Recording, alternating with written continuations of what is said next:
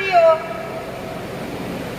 आज के इस अधिवेशन के पहले सत्र में जो विषय रखे हुए हैं, एक तो मुद्दा है ईवीएम का, दूसरा है ओबीसी की जाति आधारित जनगणना न करना, ओबीसी का संवैधानिक अधिकारों से वंचित रखने का शासक वर्ग का षड्यंत्र। विषय के अंतर्गत साथियों, मैं अपने विचार व्यक्त करना चाहती हूँ। हम सभी मूल निवासी बहुजन समाज के लोग, जो कि बहुसंख्यक है, हम ये जानते हैं कि आज हम जो कुछ भी हैं वो बाबा साहेब डॉक्टर आम्बेडकर के द्वारा दिए गए संविधान की वजह से है। संविधान यह महापुरुषों के 108 साल के संघर्ष के तहत निर्माण किया गया है। जैसे कि ज्योतिराव फुले, सावित्रीबाई फुले, छत्रपति शाहूजी महाराज और बाबा साहेब डॉक्टर आम्बेडकर, इनकी यह कड़ी चलती रही। ये 108 साल का संघर्ष के बदौलत हमें संविधान मिला। संविधान में हम सभी भारतवासियों के लिए हक अधिकार लिखे हुए हैं, मौलिक अधिकार लिखे गए हैं। और बहुसंख्यक समाज जो कि एससी, एसटी और ओबीसी और इनमें से जो धर्म परिवर्तित 6 प्रकार की माइनॉरिटीज़ है, इन सभी के लिए अधिकारों को सुरक्षा कवच दिया गया है ताकि इनके हक अधिकार कोई छीन ना सके। साथियों, बाबा साहेब डॉक्टर आम्बेडकर ने हमें यह हक अधिकार क्यों दिए? इसका एक मूल उद्देश्य था।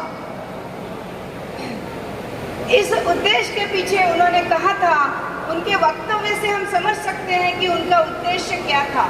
उन्होंने कहा था, जाओ अपने घरों की दीवारों पर लिख दो कि हमें इस देश की शासन करती जमात बनना है, मतलब है हमें शासक वर्ग बनना है। यह बहुत बड़ा उद्देश्य था। मगर हमारे बुद्धिजीवी वर्ग को और हमारे समाज के लोगों को यह लगता है कि जो अधिकार बाबा साहेब डॉक्टर आम्बेडकर ने दिया, जिसमें कि प्रतिनिधित्व का अधिकार है, यह बहुत बड़ा अधिकार है।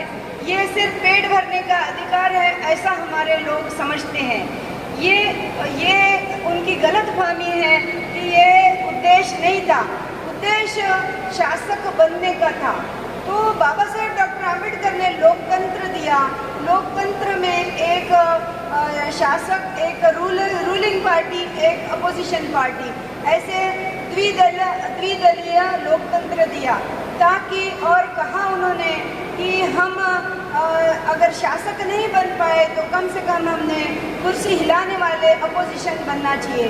मगर आज हम क्या देख रहे हैं कि हमारे देश में हमें बाबा साहेब डॉक्टर आम्बेडकर ने जो वोटिंग का अधिकार दिया, वोटिंग का अधिकार यह सिर्फ हमें राजा चुनने का अधिकार नहीं है, ये राजा बनने का भी अधिकार है।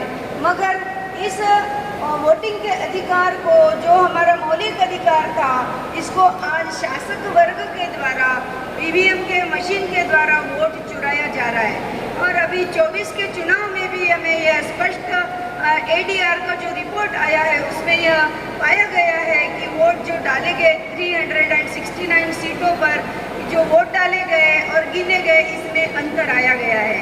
तो इस तरीके से हमारा वोट चोरी किया जा रहा है, और जिसकी वजह से हम आज देख रहे हैं कि शासक वर्ग के द्वारा बहुत सारी समस्याएं निर्माण की गई है और समस्या का निराकरण भी नहीं किया जा रहा है। तो यह ईवीएम को हम लोगों ने बैन करने के लिए मामन मेश्राम साहब पिछले 10 सालों से जन जागरण कर रहे हैं। और हमारे देश में हमें बताया गया, उन्होंने सबूतों के आधार पे बताया कि ईवीएम वोट की चोरी कैसे की जा रही है, जिसके तहत 31 जनवरी 2024 को जंतर मंतर पर उन्होंने जंतर मंतर पर 2.5 लाख लोगों का मोर्चा लेकर गए थे, जिसके प्रभाव में जो शासक वर्ग है वो 400 पार नहीं हो पाए। तो साथियों, हमने ये जानने समझने की ज़रूरत है, ये जन जागरण करने की ज़रूरत है कि ईवीएम यह बंद होनी चाहिए, क्योंकि ये हमें शासक वर्ग बनने से रोकने की एक साजिश है। दूसरा है ओबीसी की जातिगत जनगणना के तहत यह, क्योंकि प्रतिनिधित्व का अधिकार यह एक शासक बनने का अधिकार है, तो जिसकी जितनी संख्या भारी उसकी उतनी हिस्सेदारी होनी चाहिए, यही संविधान कहता है। मगर आज 78 साल हो गए देश को आज़ाद हुए, मगर जानवरों की गिनती होती है, पेड़ पौधों की गिनती होती है, मगर इंसान जो ओबीसी है उनकी गिनती आज तक नहीं की गई है। तो गिनती अगर हो जाए तो ओबीसी को अधिकार मिलेंगे, शासन प्रशासन में हिस्सेदारी मिलेगी, उनके लिए बजट मिलेगा और उनका विकास हो सकता है।